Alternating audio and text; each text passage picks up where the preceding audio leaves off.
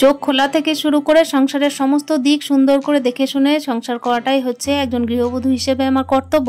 তো চলো আজকের ভিডিওটা না হয় এখান থেকে স্টার্ট করছি। Hello everyone, good morning, welcome back to my channel. আশা করছি সকলে খুব ভালো আছো।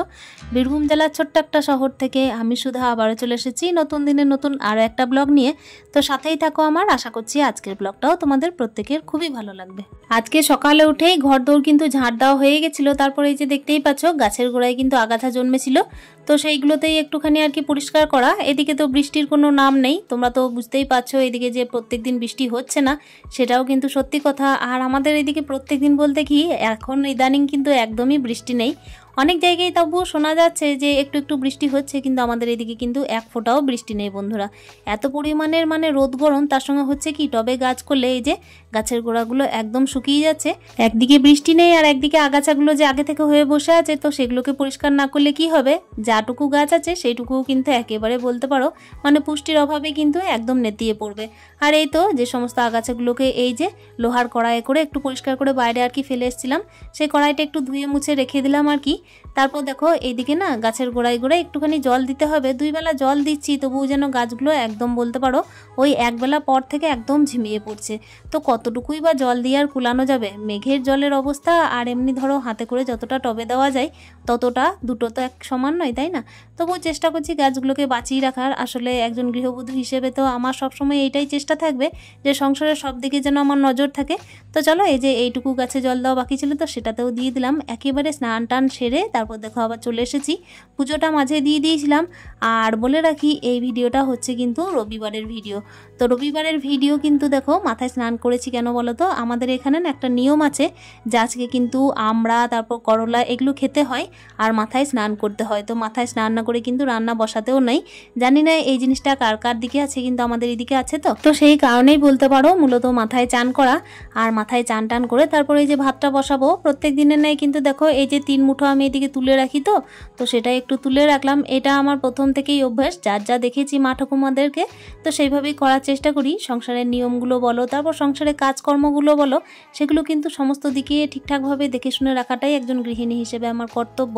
তাই যেগুলো শিখে এসেছি সেগুলো কিন্তু আমি ধরে রাখার চেষ্টা করি। অতি অবশ্যই সেই জিনিসগুলো দেখো ভালো জিনিস হতে হবে। আর সংসারের জন্য যেগুলো ভালো সেগুলো তো একজন গৃহিণী হিসেবে করতেই হয় তাই না। তো চলো এই যে বেসিনে চালটা ধুয়ে নিলাম। আর ওইদিকে মাথার চুলটা কিন্তু এখনও পর্যন্ত আমার আঁচড়ানো হয়নি, পুজো টুজো কিন্তু আগেই দিয়ে ফেলেছি। আর এখন এই যে দেখতেই পাচ্ছ আমি কিন্তু চালটা 2-3 বার করে ধুয়ে দিচ্ছি। কেন কি এখনকার ইদানিং কি হচ্ছে বলো তো, এই যে সমস্ত কিছুই তো মেশিনে করা তাই না, তো সেই কারণেই কিন্তু সব দিক আমাকে ঠিকঠাক বুঝে শুনে চলতে হয়। চালের মধ্যে একটু যদি ধুলো ধুলো ভাব থাকে না, তাহলে কিন্তু সেটা না খাওয়াই উচিত।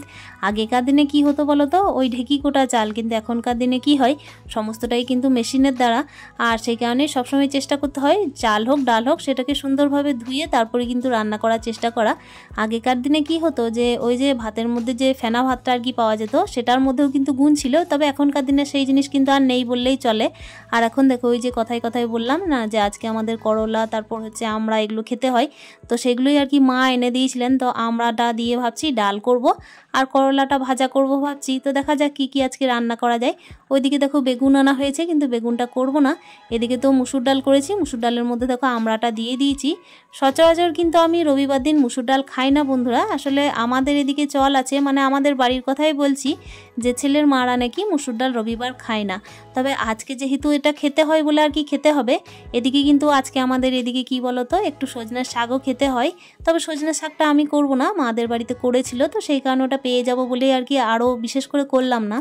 তো চলো মাঝে যে কতগুলো কাজ এগিয়ে ফেলেছি তার কিন্তু কোনো হিসেব নেই। এইদিকে কিন্তু মাঝে ছেলেকে খাওয়া দাওয়া করিয়ে ফেলেছি, আমিও একটুখানি টিফিন করেছিলাম আর কি।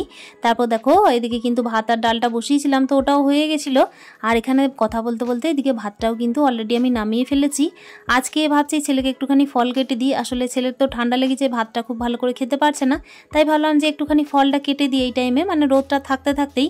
তো ওই কারণে না 2টো আপেল নিয়ে এসেছি, দেখা যাক ছেলে কতটা খায়, তা নাহলে তো আমাকেই খেতে হবে। শুধুই মাত্র ছেলের কথা বলবো না, ছেলে আর মা দুইজনেরই কিন্তু ঠান্ডা লেগেছে। ওই জন্যই দেখো সমস্ত দিক কিন্তু বুঝে শুনে চলতে হচ্ছে। যখন ফলটা দিচ্ছি তখন কিন্তু রোদ থাকতে থাকতেই দিচ্ছি, আবার একটুখানি কি বলতো রোদ থাকতে থাকতেও কিন্তু ফলটা দিলেও একটুখানি চিন্তা কি যে ছেলের আবার কাশি চলছে, তো খুব বেশি যেন ঠান্ডাটাও না লেগে যায়। এদিকে কি ছেলে কলা চিড়েটা খাচ্ছে সেই দিকেও একটু টেনশন, তাই ভাবছি যে চিড়েটাকে একটু গরম জলে ভিজতে দিই। এইরকমভাবেই কিন্তু সারাদিনে চলার চেষ্টা করছি বন্ধুরা। আসলে একলা সংসার, তারপর হচ্ছে একজন গৃহিণী হিসেবে সংসারের সমস্ত দায়িত্ব, তাই বলো তো বুঝে শুনে না চললেও হবে না। ওই কারণে না সংসারের সমস্ত দিকগুলোকে একটু বুঝে শুনে চলার চেষ্টা করি। সকাল থেকে তো দেখলে ওইদিকে গাছে জল দেওয়া থেকে শুরু করে পুজো পাঠ, রান্না বান্না, ছেলের খেয়াল রাখা, সমস্ত কিছুই কিন্তু একজন গৃহিণী হিসেবে আমাকে দেখাশোনা করতেই হয়। এদিকে দুটো আপেল কেটেছি, একটা কিন্তু আমার জন্যই কেটেছি বলতে পারো। আসলে সমস্ত প্লেটের আর কি আপেলগুলোকেই ছেলেকে দিয়ে দেবো। তারই মধ্যে আর কি জানিই তো ভালোভাবে যে ছেলে কিন্তু সমস্তটা শেষ করতে পারবে না, যতটুকু বেঁচে থাকবে সেইটুকু কিন্তু আমার। আসলে কি বলো তো, দুটো কাটার এইটাই উদ্দেশ্য। দুজনেই কিন্তু এখন আর বলতে পারো ভালোভাবে ভাতটা খেতেই পারছি না, মানে এই যে ঠান্ডা গরম লেগে যাচ্ছে তো সেই কারণেই। তবুও দেখো ওয়েদারের সঙ্গে মানিয়ে কিন্তু আমাদেরকে চলতেই হয়, না চললে তো সংসারটা বসে যায়, সেই কারণেই আর কি চলতেই হয়, তা নাহলে কিছু করারও নেই। তো দুটো আপেল কাটলাম, দেখা যাক কি করছে। তো কথা বলতে বলতে ওইদিকে না আমি কিন্তু আরও কিছু রান্না বসিয়েছিলাম, মানে ডিম সিদ্ধ বসিয়েছিলাম ছেলের জন্য, একটা আমি খাবো একটা ছেলে খাবে এইভাবেই। তবে না ছেলে একদমই ডিম সিদ্ধটা খায়নি, ওকে ভাতের টাইমে আর কি দিতে হয়েছিল। আর ভাতের টাইমে যেন ও জেদ করলো যে মা আমি একটু পনিরের তরকারি খাবো। ভেবেছিলাম আজকে সানডে সেই কারণে ভাবলাম যে একটু অন্য কিছু রান্না করব, কিন্তু ছেলের জেদ হিসাবে কিন্তু আমাকে পনিরটাই রান্না করতে হলো। তো আপাতত দেখো আপেলটা দিয়ে দিই, তারপর কিন্তু ছেলে নিজে গেছিলো আমার মায়ের সাথে পনির আনতে, তো আমার একটুখানি সুবিধা হলো বলতে পারো। এদিকে তো বললাম ভাত আর ডালটা হয়ে গেছে, ওদিকে ডিমটা সিদ্ধ করতে দিয়েছি। আর এই যে দেখো পনিরের তরকারিটা বসিয়ে দেবো। আর একটুখানি করলা ভাজা করেছিলাম, যেহেতু কি বলো তো করলা ভাজাটা আজকে খেতে হয়, বললাম না যে করলা যে কোনো আইটেম আর আমরা আর হচ্ছে কি বলো তো সজনের শাক, এই তিনটে কিন্তু আমাদের খেতে হয়।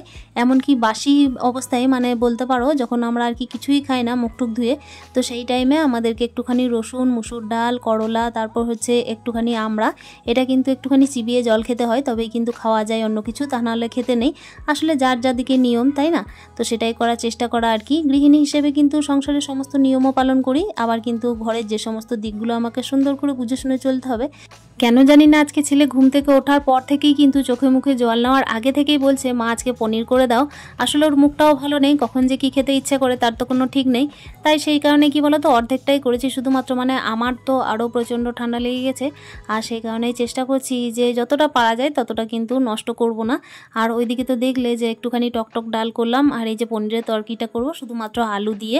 তো নিরামিষ করব, কিন্তু এটা দিয়ে কিন্তু পেঁয়াজ টেয়াজ কিছু ঠেকাবো না। আজকে যদিও বা রবিবার, নিরামিষের আইটেম কিছু নয়, তবুও কিন্তু চেষ্টা করছি এটাকে নিরামিষ করারই। আসলে পেঁয়াজ রসুনের কোনো গন্ধটাই আমার ভালো লাগছে না, সেই কারণেই কিন্তু একেবারে সিম্পল রান্না করব।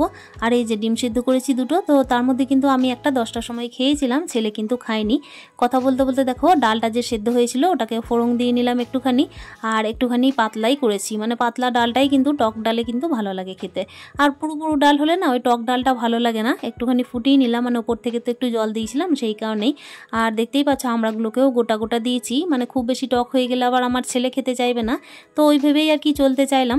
যেমন আর কি চলে সেইভাবেই আর কি চালানোর চেষ্টা করি। জীবনটা তো শুধুমাত্র দেখো চালিয়ে নেওয়া, তাই না? ঠিকঠাকভাবে চালিয়ে নিতে পারলেই কিন্তু সব ঠিক, আর ঠিকঠাকভাবে চালিয়ে নিতে না পারলেই কিন্তু গৃহিণী হিসেবে নিজেকে অসফল মনে হবে। কথা বলতে বলতে এই তো দেখতেই পাচ্ছ পনিরটাকে একটুখানি ভেজে নিয়েছি, আর পনিরটা খুব সুন্দরভাবে আর কি ভাজা হয়েছিল, একটুও ভাঙেনি, কিছু হয়নি। অন্যদিন দেখি যে পনির কিন্তু মাঝে মাঝে একটুখানি ভেঙে যায়, কিন্তু আজকে খুব সুন্দরভাবে আর কি রান্নাটা হয়েছিল। এই তো কথা বলতে বলতে দেখো একটুখানি জিরে আদা বাটা দিয়ে পনিরের তরকারিটা আমি নামিয়ে ফেলেছি। ওপর থেকে একটুখানি মানে গরম মশলা দিয়ে দেবো আর পনিরটাকে মিশিয়ে দিলাম। ছেলে কিন্তু পনির তরকারি দিয়ে মোটামুটি আর কি ওর ইচ্ছা হয়েছিল বলে ভাতটা বেশ মোটামুটি আজকে ভালোই খেয়েছিল। যাই হোক না কেন, ও যদি ঠিকঠাক করে খেতে পারে না তাহলেই কিন্তু মা হিসেবে আমার শান্তি, আর ও যদি ঠিকঠাক করে না খেতে পারে তাহলে আমারও মনটা ভালো লাগে না। যে মুহূর্তে আর কি ভয়েস দিচ্ছি সেই মুহূর্তের কথা বলি, গলার মধ্যে কিন্তু খুবই ব্যথা, তার সত্ত্বেও কিন্তু ভয়েসটা দেওয়ার চেষ্টা করছি, একটুখানি মানিয়ে গুছিয়ে নেওয়ার চেষ্টা করো। এই তো দেখো কথা বলতে বলতে পনির তরকারিটা নামিয়ে নিলাম, কড়াইটা বের করে দেবো, সেই কারণে দেখো এই জায়গাটাও একটু সুন্দর করে মুছে দিলাম। ছেলের তো একটুখানি গাটা গরম গরম লাগছে, সেই কারণে ওকে একটুখানি মানে ওই একটু হালকা গরম জল দিয়ে গাটা মুছে দিয়েছিলাম, আর মাথাটাও একটুখানি মুছে দিয়েছিলাম। তাতে কি হবে, ওর ঠান্ডাও লেগেছে প্রচুর, ওই কারণেই চেষ্টা করলাম এইরকম। আসলে 2 দিন যাবত কিন্তু কিন্তু মাথায় গায়ে সমস্ত জায়গায় ভালো করে চান করাচ্ছি। দেখছি ঠান্ডাটা একটু মানে বেড়েই যাচ্ছে, কমছেই না। তো এই কারণেই চেষ্টা করলাম আজকে চানটা একটুখানি স্কিপ করে দিই। আসলে মা হিসেবে যেদিন যেরকম মনে হয় সেই রকমভাবে আর কি চলার চেষ্টা করি। ঘড়ির কাঁটায় বাজে মোটামুটি ওই 5টা। তো এই টাইমে দেখো ঘর বারান্দা সমস্ত কিছু ঝাড় দিয়ে একদম বাইরে চলে এসেছি। আর এই তো ঝাড় দিতে দিতে তোমাদেরকে বলি, শরীরটা তো একদম ঠিক নেই, তা সত্ত্বেও চলার চেষ্টা করছি আর সংসারটাকে সুন্দর করে গুছিয়ে রাখার চেষ্টা করছি। গৃহিণী হিসেবে কিন্তু সংসারের সমস্ত দিকটা সুন্দরভাবে দেখে শুনে রাখাটাই হচ্ছে আমার একমাত্র কর্তব্য। কথা বলতে বলতে একেবারে ভিডিওর লাস্ট মুহূর্তেও চলে এসেছি। ঝাড় দিয়ে সুন্দর করে ঘর বারান্দা একদম উঠোন সমস্ত কিছু পরিষ্কার করে আজকের ভিডিওটাও বন্ধুরা এখানেই শেষ করব। আশা করছি প্রত্যেক দিনের এই লাইফস্টাইল তোমাদের ভালো লাগছে। যদি ভালো লাগে তাহলে একটা সুন্দর কমেন্টের মাধ্যমে জানানোর চেষ্টা করো। দেখা করছি তাহলে অন্য দিনের অন্য আরও একটা ভিডিওতে। ততক্ষণের জন্য তোমরা প্রত্যেকে ভালো থেকো, সুস্থ থেকো, অতি অবশ্যই হ্যাপি থেকো। দেখা করছি অন্য দিনের অন্য ভিডিওতে। স্টে হ্যাপি, হ্যাপি হ্যাপি মন, টাটা।